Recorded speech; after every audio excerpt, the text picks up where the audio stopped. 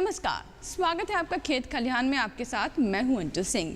खेत खलिहान में हम बात करते हैं आपके खेत की, खलिहान की और किसानों के लिए नई नई जानकारियां लेकर आते हैं ताकि उसका वो उचित लाभ उठा सकें। आज के कार्यक्रम में भी ऐसी ही जानकारियां हम आप तक पहुंचाएंगे। तो चलिए शुरुआत करते हैं आज के खेत खलिहान की। खेत खलिहान में सबसे पहले हम बात करेंगे बैंगन, मिर्च और टमाटर में समसामयिक कार्य के बारे में। जी हाँ, ये मौसम जहाँ इन सब्जियों के लिए काफ़ी मुफीद माना जाता है, वहीं साथ ही कई तरह की बीमारियां भी इन सब्जियों को घेर लेती हैं। इसीलिए इस समय विशेष ध्यान रखने की ज़रूरत है। तो आइए जानते हैं कि इस मौसम में कौन कौन सी खास बातें हैं जो कि टमाटर, मिर्च और बैंगन को लेकर हमारे किसानों को ध्यान में रखनी चाहिए। आइए देखते हैं रिपोर्ट में।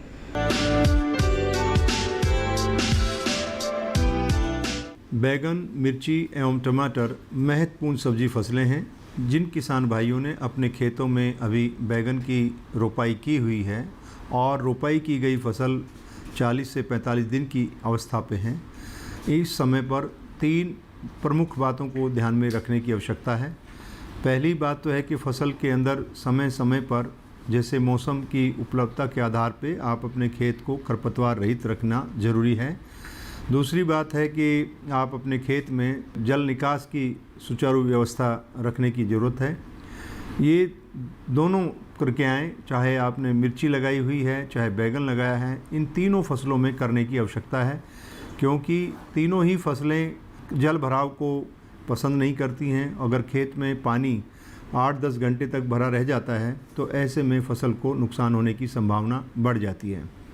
तीसरी बात है कि वर्षा के मौसम में जब आर्द्रता अधिक होती है, तापक्रम भी अधिक होता है, तो ऐसे में कीड़ों, विशेष करके बैगन में शीर्ष बेधक या एप्लिकेना बीटल या रस चूसने वाले कीड़े जैसे जैसिड हैं, सफ़ेद मक्खी हैं, अक्सर इनका प्रकोप बैगन के अतिरिक्त मिर्ची एवं टमाटर में भी देखने को मिलता है। बैगन एवं मिर्ची एवं टमाटर में सफ़ेद मक्खी के अधिक प्रकोप के कारण अगर खेत में विषाणु रोग से ग्रस्त पौधे हैं तो ऐसे में आपको विषाणु रोग के फैलाव में सफ़ेद मक्खी बहुत बड़ा योगदान करती हैं, और उनको अगर समय से नियंत्रित नहीं किया गया या रस चूसक कीड़ों को नियंत्रित नहीं किया गया तो आपके खेत में इसका प्रकोप और अधिक बढ़ जाता है। तीसरी जो प्रमुख बात है खाद एवं उर्वरकों की, जिसमें हम अपने किसान भाइयों कहेंगे, अगर आपने मिर्ची तकरीबन आपकी अभी 35 से 40 दिन की है तो आप उसमें यूरिया की पहली मात्रा का इस्तेमाल करें, और यूरिया में भी आप नीम लेपित यूरिया का इस्तेमाल अगर करते हैं तो जो यूरिया की घुलनशील क्षमता है उसको आप कम कर सकते हैं, ताकि धीरे धीरे फसल को वो उपलब्ध हो पाए। और इसमें इनकी जो मात्रा रहेगी वो रहेगी 25 से 30 किलोग्राम प्रति एकड़ की दर से यूरिया का इस्तेमाल खड़ी फसल में मिर्ची के अंदर, टमाटर के अंदर, बैगन के अंदर हमारे किसान भाई कर सकते हैं। दूसरी बात यहाँ ध्यान रखने की है कि आप अगर मिट्टी चढ़ाना भी एक प्रक्रिया है। आप अपनी अगर मेड़ों के ऊपर पहले आपने इन फसलों की रोपाई की है और वीडिंग करने के दौरान जब हम निराई गुड़ाई करते हैं तो क्यारियाँ फ्लैट हो जाती हैं, तो ऐसे में जल भराव की स्थिति से फसलों को बचाने के लिए आपको उनमें मिट्टी चढ़ाना भी ज़रूरी हो जाता है। और मिट्टी चढ़ाने का कार्य करते समय आप अपनी बची हुई नाइट्रोजन की मात्रा को इस्तेमाल करते हुए, अगर आपने ऑर्गेनिक बैगन, मिर्ची या टमाटर उत्पादन कार्यक्रम अपने खेतों में लगाया हुआ है, ऐसे में अगर आप वर्मी कंपोस्ट, रॉक फॉस्फेट या अन्य किसी उर्वरक का आप इस्तेमाल करते हैं, नीम की खली आदि का, तो आप उसको अंतिम मात्रा दे करके मिट्टी चढ़ा सकते हैं। प्रमुख रूप से बारिश के मौसम में तीनों फसलों में रोगों की और कीड़ों की बहुत समस्या आती है। विशेष करके जो बैगन है, बैगन के अंदर शीर्ष बेधक का प्रकोप हो सकता है। इसमें हम अपने किसान भाइयों को कहना चाहेंगे कि आप अपनी फसल में अगर आपने फेरोमोन ट्रैप नहीं लगाए हैं तो आप अपनी फसल में फेरोमोन ट्रैप लगा करके उनकी निगरानी करिए। इनका प्रमुख उद्देश्य मॉनिटरिंग करना होता है, और इसके लिए आप 1 एकड़ में 2 से 3 फेरोमोन ट्रैप लगा सकते हैं। अगर उनमें 1 या 2 नर आने फंसने शुरू हो जाते हैं तो ये उसकी पहचान है कि अब आपके खेत में मादा जो है निषेचन के बाद अंडे देने का कार्य करेगी और शीर्ष बेधक का प्रकोप आपके खेत में होने की संभावना है। तो ऐसे में आप कम मात्रा में सुरक्षित कीटनाशकों का इस्तेमाल कर सकते हैं। उसके लिए अगर आपको आवश्यकता पड़ती है तो स्पाइनोसेड एक ये केमिकल है, कीटनाशक है, उसके आप इस्तेमाल कर सकते हैं और इसकी दवाई की मात्रा 4 ml प्रति 10 लीटर के हिसाब से घोल बना करके आप जब मौसम साफ़ हो, तेज़ हवा ना हो और तेज़ धूप की अवस्था भी ना हो, अक्सर हमारे किसान भाई अपनी सुविधा को देखते हुए वो तेज़ धूप की अवस्था में छिड़काव करते हैं। ऐसे में रसायनों के प्रभाव कम हो जाते हैं और आपके स्वास्थ्य पर भी प्रतिकूल प्रभाव पड़ने की संभावना रहती है। इसलिए जब तापक्रम ज़्यादा नहीं होता या तो सुबह 8 बजे से लेकर के 11 बजे के बीच में या 3 बजे से लेकर के 5 साढ़े 5 बजे के बीच में आप छिड़काव करें तो ये आपका बेहतर रहेगा। दूसरा, इसमें कीड़ा आने की संभावना रहती है एप्लिकेना बीटल। एप्लिकेना बीटल के जो हैं ये जो उसकी ग्रेप्स होते हैं पत्तियों के ऊपर खा करके उनको नुकसान पहुंचाते हैं और ये फिर पत्ती की निचली सतह पे समूह में बन के रहते हैं। ये पीले रंग के होते हैं, इनके शरीर के ऊपर रोएं होते हैं और ये बहुत सुस्त होते हैं, इसलिए ये लगभग एक ही पौधे को नुकसान पहुंचाते हैं। उसको समाप्त करने के बाद दूसरे पौधे पे इनका स्थानांतरण कर लेते हैं, माइग्रेट हो जाते हैं। तो इनको भी ध्यान रखना है। इसके लिए आप जो हैं एस्ट्राप्रिमिड एक रसायन है या कॉन्फिडोर है, उसका इस्तेमाल आप उसमें कर सकते हैं और इसकी मात्रा रहेगी, अगर आप कॉन्फिडोर का छिड़काव करना चाहते हैं तो इसमें 0.5 ml दवा प्रति लीटर पानी के हिसाब से घोल बना करके आप छिड़काव कर सकते हैं। इसके अतिरिक्त जो रसचूसक कीड़े हैं उनका भी प्रकोप हो सकता है, जिसमें जैसिड प्रमुख रूप से है। ये हरे रंग का बहुत ही फुर्तीला कीड़ा होता है और जब आप उसमें हवा या छोड़ने से पत्ती के ऊपर आप आराम से उसको देख सकते हैं, तो आप उसको भी ध्यान में रखना है, क्योंकि अगर इसका प्रकोप अधिक है तो बैंगन में, मिर्ची में और टमाटर में पत्तियां ऊपर की तरफ को सिकुड़ जाती हैं, कप जैसे आकार की बन जाती हैं। तो निश्चित रूप से ये जैसिड के प्रकोप के लक्षण हैं और इसके लिए किसान भाइयों आपको समय समय पे अपने खेत के किनारों पे अंदर जाकर के पौधों को देखना है कि इस प्रकार के कीड़ों का प्रकोप तो आपकी फसल में नहीं दिखाई दे रहा है। अगर है तो आप उसके लिए छिड़काव आपको करना है। इसके अतिरिक्त जो अगला कीड़ा लग सकता है वो आता है रेड स्पाइडर माइट। ये भी बहुत खतरनाक कीड़ा है और ये बहुत सूक्ष्म होता है। प्रारंभिक अवस्था में इसके जो वयस्क होते हैं या निम्फ होते हैं बहुत छोटे होते हैं, वो दिखाई भी नहीं देते, लेकिन पत्ती की ऊपरी सतह पर, चाहे आपने मिर्ची लगाई है, बैगन लगाया है, इसका प्रकोप अपेक्षाकृत टमाटर में कम होता है माइट का, लेकिन बैगन में और मिर्ची में इसका प्रकोप बहुत अधिक होता है। और जब वातावरण की परिस्थितियां अनुकूल नहीं होती हैं, यानी कि 10 से 15 दिन तक अगर मौसम गर्म हो जाता है, ह्यूमिडिटी बढ़ जाती है, तो ऐसे में इसका प्रकोप होने की संभावना और बढ़ जाती है। और जो वर्तमान के अवस्था में जो हम देख रहे हैं कि वातावरण में जब बारिश होती है मानसून की, वो एकदम से बहुत अधिक बारिश होती है, 70 से 80 mm 100 mm ऐसी वर्षा होती है। तो और फिर 15 से 20 दिन तक का एक स्पेल आता है, ड्राई स्पेल बोलते हैं जिसको हम, तो उसमें ये कीड़े अक्सर प्रकोप करते हैं। तो यहाँ पे निगरानी करना बहुत ज़रूरी है।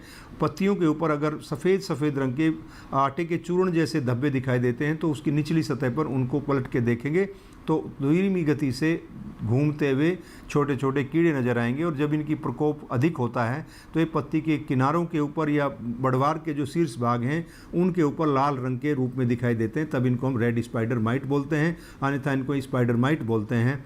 और उसमें फिर जाला बन जाता है। ये इसकी बहुत ही एक्सट्रीम पहचान है, लेकिन इस अवस्था को नहीं आने देना है।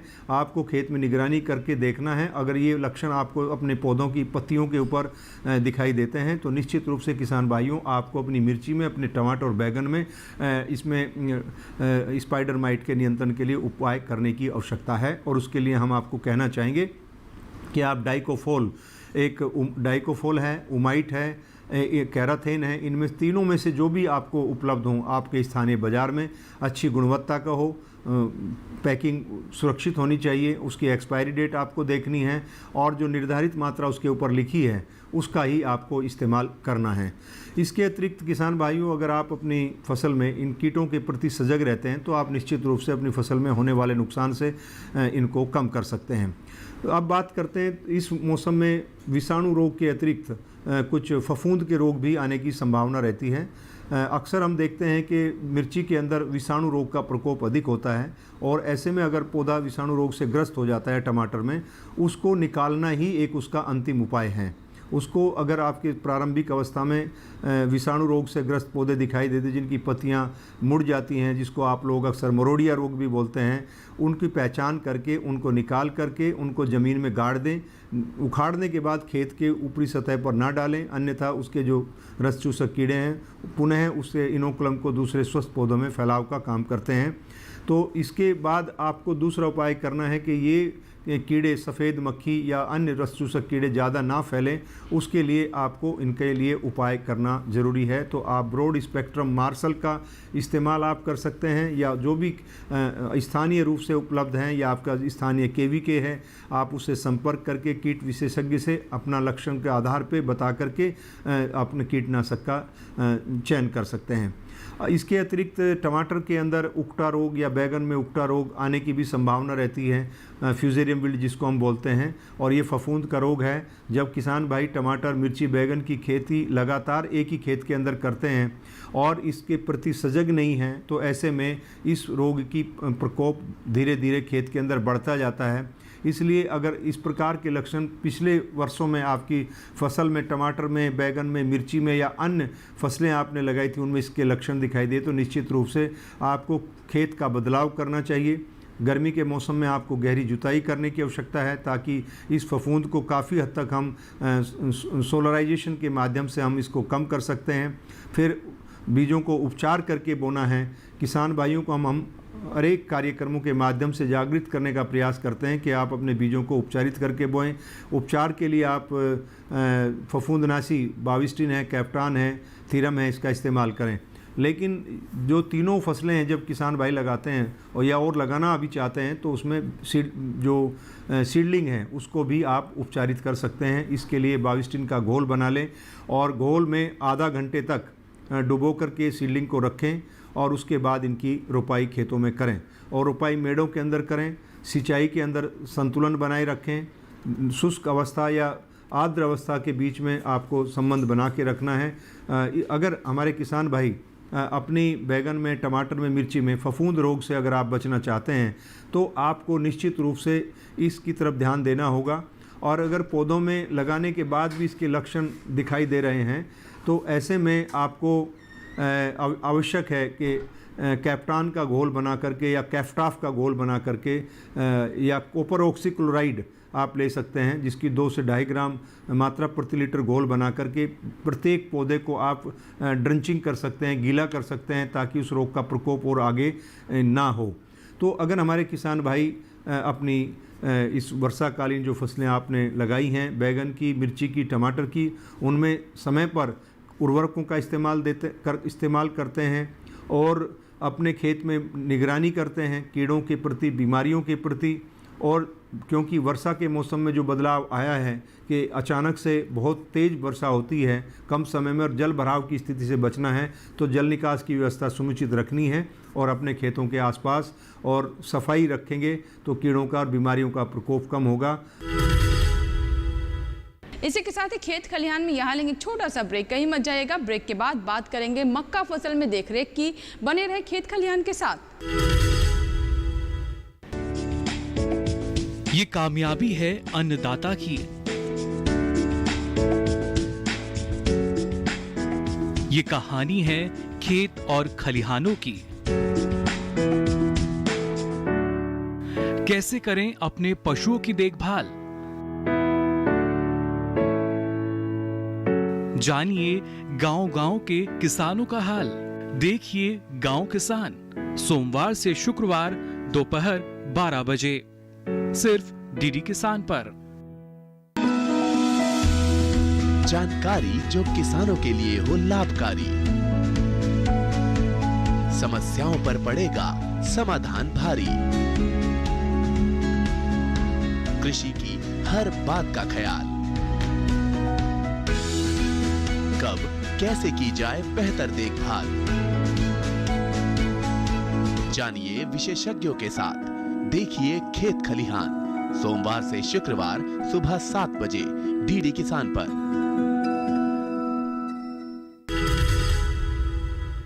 ब्रेक के बाद एक बार फिर आपका स्वागत है। आप देख रहे हैं खेत खलिहान और इस भाग में हम बात करेंगे मक्का फसल की देखरेख के बारे में। मक्का की बात करें तो हमारे देश में बड़े पैमाने पर हमारे किसान इस फसल की खेती करते हैं, लेकिन जो मौसम चल रहा है, खासतौर पर बारिश के सीजन में कई तरह की समस्याएं मक्के में पैदा हो सकती हैं। तो कौन कौन सी खास बातें हैं जिसका ध्यान रखें ताकि आप अच्छी फसल ले सकें, आइए देखते हैं इस रिपोर्ट में।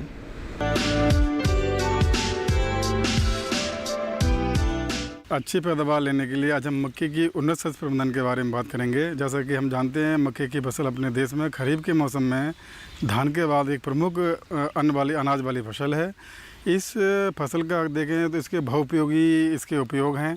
कई तरह के हम उपयोग कर सकते हैं अपने जैसे हम लोगों के खुद के खाने के लिए भी इसको हम यूज़ करते हैं। इसके अलावा जानवरों के लिए भी इसका इस्तेमाल होता है। इसके अलावा इसके और भी कई तरह के व्यापारिक इस्तेमाल भी इसको करते हैं। इस समय हम अच्छी पैदावार लेने के लिए ये बहुत ही, अगर देखेंगे, बहुत ही महत्वपूर्ण समय है। इस समय अगर हम फसल पर अगर अच्छी प्रकार से ध्यान देंगे तो मक्की की फसल की अच्छी बढ़वार के साथ साथ इसकी पैदावार भी अच्छी होने की पूरी संभावना रहती है। मुख्य रूप से जैसे देखें, ज़्यादातर क्षेत्रों में जहाँ मक्का की खेती की जाती है, किसान भाइयों ने मक्के की बुवाई कर दी होगी। और उसकी बुवाई का उपयुक्त समय अगर देखें तो जुलाई का प्रथम पखवाड़ा होता है। और इस समय करीब फसल जो है 25 से लेकर के 30 दिन की अवस्था पर होगी। ये अवस्था बहुत ही क्रांतिक अवस्था होती है। इस समय कुछ बातों का विशेष सावधानी रखनी पड़ती है, जिसमें मुख्य रूप से प्रमुख बातें आती हैं। पहली बात आती है कि बरसात का मौसम है, तो इस मौसम में हमें ध्यान रखें कि मक्के के खेत में पानी जो है लंबे समय तक भरा ना रहे। अगर खेत में बरसात का पानी इकट्ठा रहेगा, भरा रहेगा और वाटर लॉगिंग होगी, तो उससे फसल को काफ़ी नुकसान होता है। न केवल इससे इसकी बढ़वार में नकारात्मक प्रभाव पड़ता है, इसके साथ साथ कई प्रकार की व्याधियाँ और कीटों का प्रकोप भी बहुत अधिक होने लगता है। इसलिए ज़रूरी हो जाता है कि इस समय किसान भाई मक्के के खेत में जल निकासी का उचित प्रबंधन करें। और जिन क्षेत्रों में जहाँ पर ऐसे लग रहा है बरसात नहीं हो पा रही है और फसल में पानी की कमी दिख रही है, तो अगर सिंचाई की अगर व्यवस्था है तो एक सिंचाई भी कर सकते हैं। इसके साथ साथ दूसरी बात आती है पोषक तत्व प्रबंधन के बारे में। किसान भाई, जैसे कि कई जगह बताया जाता है कि आप ज़रूरी है कि मृदा स्वास्थ्य कार्ड इसको अवश्य बनवाएं और जानें कि आपके खेत के जो मृदा उर्वरकता का स्तर क्या है। तो इससे आपको पता पड़ेगा कि मृदा में आपको किस पोषक तत्व की कमी है, उसके हिसाब से ही आप पोषक तत्व प्रबंधन करें। तो बुवाई के समय ज़्यादातर हम पोषक तत्व प्रबंधन हम कर लेते हैं मक्के में, जैसे कि फास्फोरस, पोटास और नाइट्रोजन की आधी मात्रा जो है हम बुवाई के पहले आखिरी जुताई के समय हम इसमें उपयोग कर लेते हैं। अब जो बची हुई नाइट्रोजन की मात्रा है उसको हम 2 किस्तों में फसल में उपयोग कर सकते हैं। पहली किस्त जो 1/3 मात्रा जो हमने बुवाई के पहले अपने इस्तेमाल कर ली, अब करीब 30 दिन के बाद, फसल बुवाई के 30 दिन के बाद में 1/3 नाइट्रोजन की मात्रा का इस्तेमाल करें। उसके बाद तीसरी जो अवस्था होती है मक्के में, जो कि बहुत ही क्रांतिक होती है नाइट्रोजन के लिए, वो अवस्था होती है जो नर पुष्प होता है, इसको मजरी या अंग्रेजी में हम टेसलिंग बोलते हैं। उस अवस्था पर बची हुई 1/3 मात्रा का प्रयोग करें। इस प्रकार से अगर नाइट्रोजन फास्फोरस का इस्तेमाल करते हैं तो आपको उससे अच्छे रेस्पॉन्स, अच्छा प्रतिक्रिया पौधे में फसल में दिखाई पड़ती है। इसके साथ साथ में ज़्यादातर क्षेत्रों में क्या देखा जाता है कि कई जगह पर जिंक की कमी है, तो अगर आपने बुवाई के समय पर जिंक का इस्तेमाल किया है, जिंक सल्फेट का इस्तेमाल किया है, तो बहुत अच्छी बात है। और अगर नहीं कर पाए हैं और आपको अगर लगता है कि मिट्टी में इसकी कमी है, तो जिंक सल्फेट का एक पहाड़ी छिड़काव भी कर सकते हैं 0.05% का, जिसमें बुझा हुआ चूना मिला करके इसका जो है आप स्प्रे कर सकते हैं। इससे इस पोषक तत्व की कमी को दूर किया जा सकता है। इसके साथ साथ जैसे फसल अभी करीब 25 से 30 दिन की अवस्था पर है, तो एक बहुत बड़ी समस्या है, वो है खरपतवार नियंत्रण की। खरीफ के मौसम में कई तरह के खरपतवार जो है फसल में आने लगते हैं। और मक्के की फसल में अगर देखा जाए तो इसमें पंक्ति से पंक्ति की दूरी काफ़ी अधिक रहती है, करीब 2 फुट तक इसमें दूरी रखते हैं। कुछ ऐसे जहाँ हाइब्रिड हैं वहाँ पर 75 सेंटीमीटर भी दूरी रखी जाती है पंक्ति से पंक्ति की दूरी। तो ये काफ़ी जो जगह होती है वो बीच में बच जाती है। और इस जगह में क्या होता है, जब बरसात का मौसम रहता है, पानी रहता है, तो कई प्रकार के खरपतवार इसमें आने लगते हैं। तो बुवाई के तुरंत बाद अगर आपने अट्राजिन का इस्तेमाल किया है तो काफ़ी हद तक आप इसमें खरपतवारों को नियंत्रण कर सकते हैं। नहीं तो इसके बाद करीब 20-25 दिन के बाद में इसमें निराई गुड़ाई करके खरपतवारों को नियंत्रण का ज़रूर प्रयास करना चाहिए। इसके अलावा जैसे ज़्यादातर इसमें देखेंगे पोस्ट इमरजेंस, यानी फसल जब खड़ी होती है तो उसमें शाकनाशी ज़्यादा तो इसमें नहीं है, लेकिन एक नया जो शाकनाशी है टमोट्राइन करके, उसकी करीब 250 ग्राम की मात्रा को 1 हेक्टेयर में इस्तेमाल करते हैं। तो इसको 25 से 30 दिन के बाद तो काफ़ी हद तक आप खरपतवारों को इसमें नियंत्रण कर सकते हैं। क्योंकि फसल में अधिकतम आप देखेंगे नुकसान जो है वो खरपतवारों की वजह से होता है। अगर इस अवस्था पर खरपतवार हमने नियंत्रण नहीं किए, उनका सही तरह से प्रबंधन नहीं किया, तो हमारी फसल की बढ़वार के साथ साथ पैदावार में बहुत अधिक कमी आने की पूरी संभावना रहती है। तो इन बातों के साथ साथ में जैसे अब बात ये आती है कि कई जगह अब देखा गया कि इस अवस्था पर कई तरह के कीड़े या बीमारी भी फसल में आने लगते हैं। और इन कीड़ों और बीमारी की वजह से होता क्या है कि इस अवस्था पर अगर फसल में नुकसान हो जाता है तो उसके बाद अगर बीज की बुवाई दोबारा करना भी मुश्किल होता है, क्योंकि काफ़ी देरी हो चुकी होती है। इसलिए अगर जैसे ही आपको किसी भी कीड़े या बीमारी के लक्षण आपकी मक्के की फसल में दिखाई पड़ते हैं तो तुरंत ही जो संतुति प्रबंधन तकनीकें हैं उनको इस्तेमाल करें और इनको नियंत्रण करें। तो अगर हम कीड़ों के बारे में बात करें तो इसमें एक तो तना भेदक कीड़ा है। तना भेदक कीड़ा जो है उससे काफ़ी नुकसान होता है। ये तने की जो पौधे का तना होता है उसके आधार से खाना शुरू करता है, काफ़ी इसमें नुकसान कर देता है, पूरा पौधा बर्बाद हो जाता है, आगे चल के इसमें बीज वगैरह कुछ नहीं बन पाते हैं। तो इसको नियंत्रण करने के हमको समुचित उपाय करने पड़ेंगे। इसके साथ साथ में जैसे एक पीली तना मक्खी करके होती है, पीली मतलब ये गुलाबी तना मक्खी, इससे भी काफ़ी नुकसान होता है। तो इस तरह के कीड़े अगर आपको खेत में दिखाई पड़ते हैं तो उनको देखें, उनके हिसाब से कुछ उसमें सस्ते प्रबंधन के साथ साथ में कुछ तरह के कीटनाशी का भी प्रयोग कर सकते हैं। हम इसमें फेरोमोन ट्रैप जो होते हैं या लाइट जो ट्रैप होते हैं वो जिनमें किसी भी तरह के कीटनाशी का प्रयोग नहीं किया जाता, उनको भी इस्तेमाल कर सकते हैं, उसके द्वारा भी इनको नियंत्रण कर सकते हैं। इसके अलावा ट्राइकोकार्ड्स होते हैं, उनको भी प्रयोग करके बायोलॉजिकल एजेंट होता है, उसके माध्यम से भी इस तरह के तना भेदक कीड़ों को मार सकते हैं। और जब ज़्यादा ही इसका प्रकोप हो जाए तो उसके लिए कुछ कीटनाशी है, जैसे कनोल फॉस है। कनोल फास की 25 सीसी की दवाई कीटनाशी को 600 से लेकर के 800 ml को 1 हेक्टेयर के हिसाब से करीब 500 लीटर पानी में मिला करके इसका अगर छिड़काव कर देते हैं तो काफ़ी हद तक हम इसको नियंत्रण कर सकते हैं।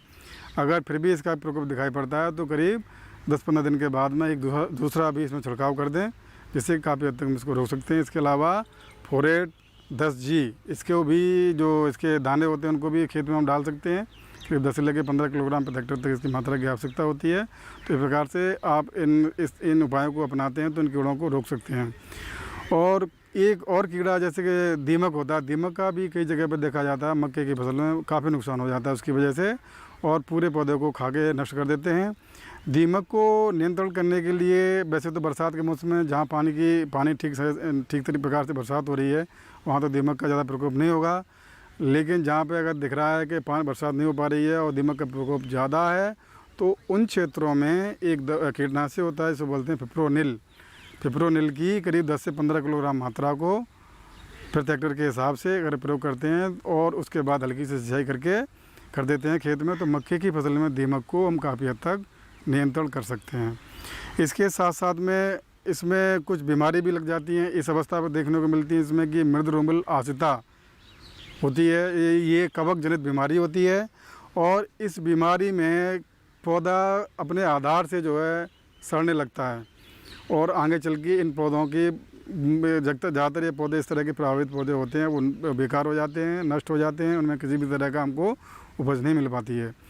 तो ये इसके अलावा कुछ झुलसा एक बीमारी होती है, ट्रेसिकम लीफ ब्लाइट बोलते हैं, इससे भी काफ़ी नुकसान होता है। तो इस तरह की बीमारियों का प्रकोप अगर आपको फसल में दिखाई पड़ता है तो इनके नियंत्रण करने के भी समुचित उपाय करना चाहिए। कवकनाशी हैं उनका प्रयोग करें, जिसके लिए पहले तो ऐसे एक कवकनाशी होता है डाइथेन M45, उसकी करीब 1.5 से 2 किलोग्राम मात्रा को 1 हेक्टेयर के हिसाब से आप प्रयोग कर सकते हैं। इसके अलावा जिनेब करके होती है एक दवाई, उसको भी आप करीब 2 किलोग्राम प्रति हेक्टेयर के हिसाब से करीब 500 से 600 लीटर पानी में मिला करके इसका अगर छिड़काव करते हैं तो काफ़ी हद तक आप इस तरह के बीमारियों से होने वाले नुकसान से अपनी फसल को बचा सकते हैं। इस प्रकार से किसान भाई इस अवस्था पर मुख्य रूप से इन बातों का ध्यान रखते हैं, जिनमें कि प्रथम बात आती है सही प्रकार से जल निकास, दूसरी बात आती है कि जो नाइट्रोजन की मात्रा बची है उसको